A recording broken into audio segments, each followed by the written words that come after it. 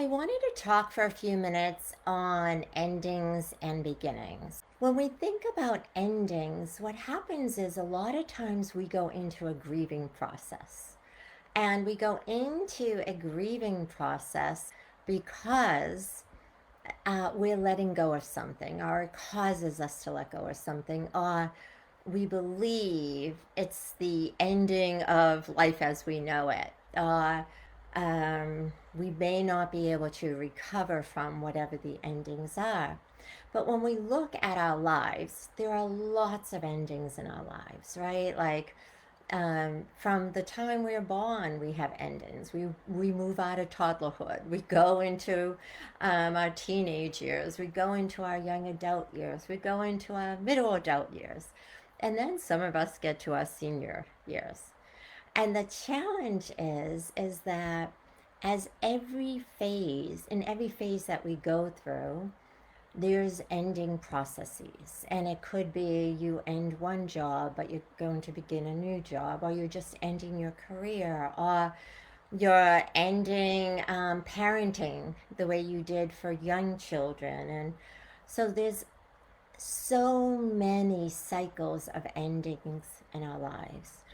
And what I found is that a lot of people do one of two things. They grieve the ending for about a year to 2 years before the ending really even happens. So that's one thing. The second thing that can happen is that they don't have a vision of what can be. So they get stuck in the grieving of the ending, and there's no movement to something new. So one of the things I wanted to talk about today is what can you do when you come across an ending in your life. And it could be a big ending, it could be a little ending, it could be an insignificant ending, it could be a significant ending. It does not matter. An ending is an ending. So first of all, recognize that, because a lot of people get upset with themselves when they hold something as not a big ending, and yet it is driving and pulling their energy. So it's creating this issue of a big ending for them. So first of all, think about the fact that during our life cycle, there's already so many inherent endings. And reflect back on how you've moved through the biggest endings in your life. Did you get stuck? Did you create a new vision to move yourself forward? Did you grieve for a long while, and so the grieving process took you out of your ability to create something new? Once you have the way you end things, and again, you could be ending because it's a natural ending.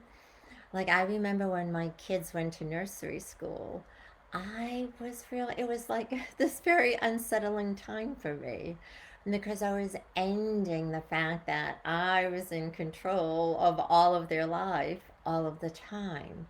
And now I was letting others come in and influence them in some way.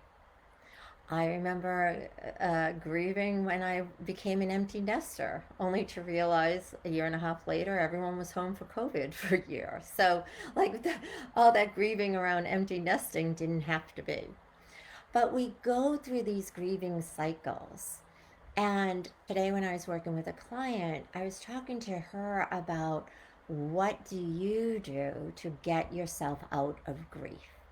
What do you do to move yourself forward? So I want you to take a minute, and now you listed different endings that you have, and look at what were the strategies you used to move yourself forward. Because when I was working with this client, she said, "Oh, I don't have any strategies." And she didn't have any conscious strategies until we made them conscious. So by just asking yourself that question, you're going to take some of the strategies that you use and make them conscious for yourself so that you can continue to use them throughout your life. Now, one of the main things that you go through in a grieving process as different phases of grief. Sometimes we resist, sometimes we're in acceptance of the change or the ending. Sometimes we're in the wishing of something different, and then we might cycle back to the resisting of it again. And that's a natural process. It's natural in any transition that we make, that there are different phases and that we cycle through them multiple times.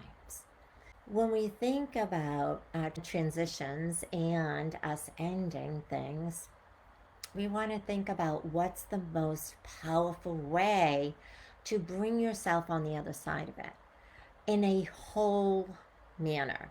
And why I say in a whole manner is because I've worked with people that say, oh, I just bury my feelings. That's not getting to the other side of it, because your feelings just get pushed down.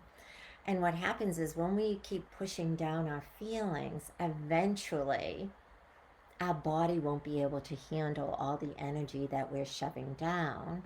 And so it's going to have a little, what I call, eruption.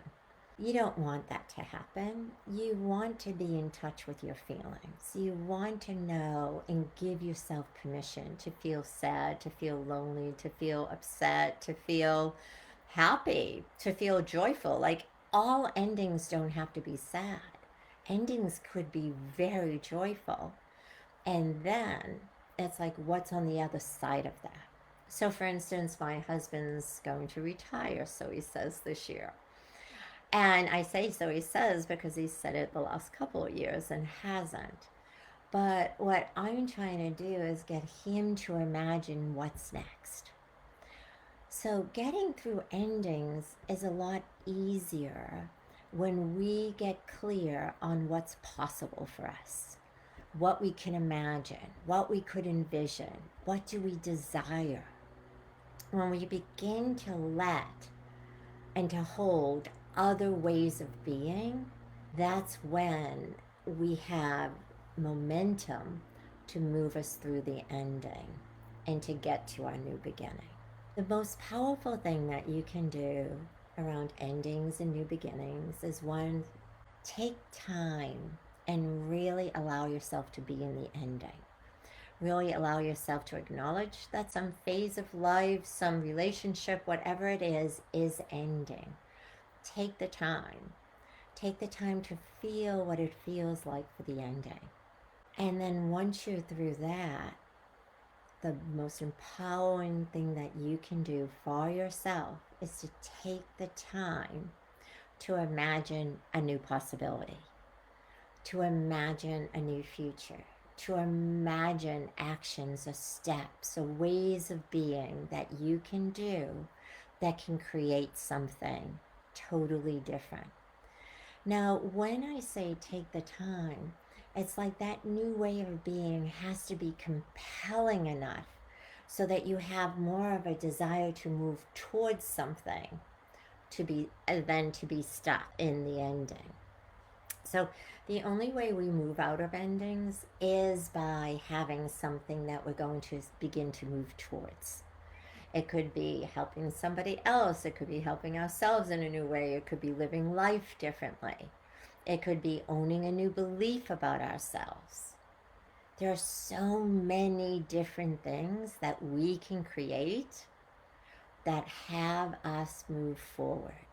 So I hope this was helpful in how you think about endings and new beginnings. And that if you're stuck in an ending, then explore, what are you holding? Have you given yourself the space to grieve? Have you given yourself the space to be happy?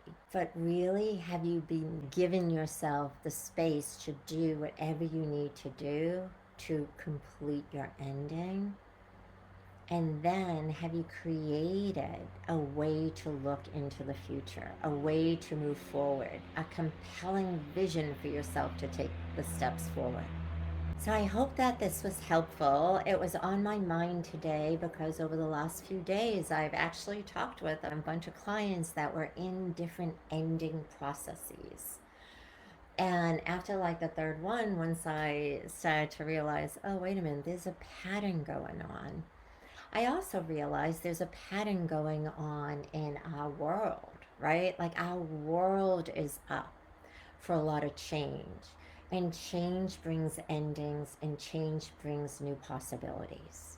So if you have challenges with change, I would bet it's because you don't know how to recognize the endings or build something that's compelling for you to move towards. And when it happens on a planetary level, like when it happens in your country or around the world, a lot of times we think, well, we don't have the power to change, to change this.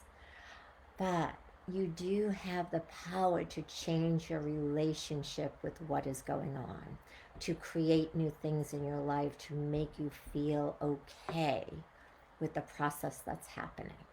So I bring that up for you during these times to have a skill or a way of processing through your own endings and to be in the celebration of new beginnings. Because remember, we're all having these human experiences so that our soul gets to grow, so that we get to grow, so that we get these new experiences as well. All right, everyone, have a fantastic day, and I will see you soon.